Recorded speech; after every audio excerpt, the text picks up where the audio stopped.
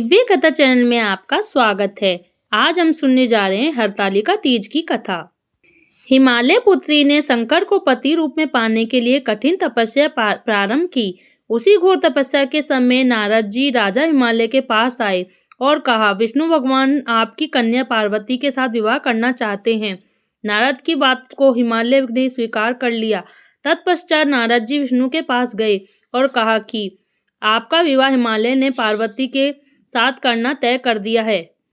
इसकी स्वीकृति दे पिता हिमालय ने पार्वती को भगवान विष्णु के साथ विवाह संबंध में बतलाया तो उसे बहुत दुख हुआ और एक सखी से बोली, मैं इधर भगवान शंकर के साथ विवाह करने के लिए कठोर तपस्या प्रारंभ कर रही हूँ, उधर हमारे पिताजी विष्णु के साथ संबंध करना चाहते हैं।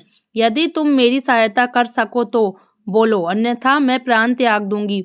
सखी ने सांत्वना देते हुए कहा कि मैं तुम्हें ऐसे वन में ले चलूंगी कि तुम्हारे पिता को पता भी नहीं चलेगा।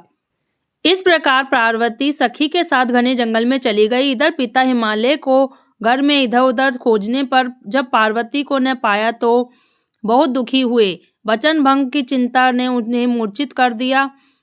तब सभी लोग पार्वती की खोज में लग गए।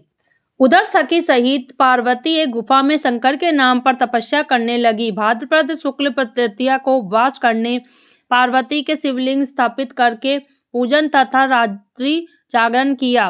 पार्वती के इस कठिन तप से शंकर भगवान को आना पड़ा तथा पार्वती की मांग तथा इच्छा के अनुसार उसे अर्धांगिनी रूप में स्वीकार करना पड़ा।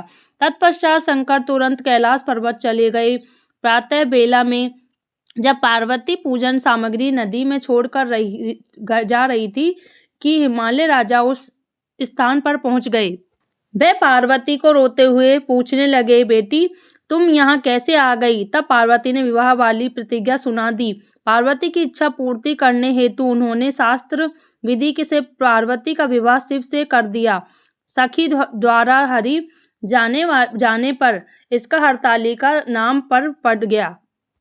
जो स्त्री इस व्रत को परम श्रद्धा से करेगी उसे पार्वती के सम्मान की अचल सुहाग मिलेगा।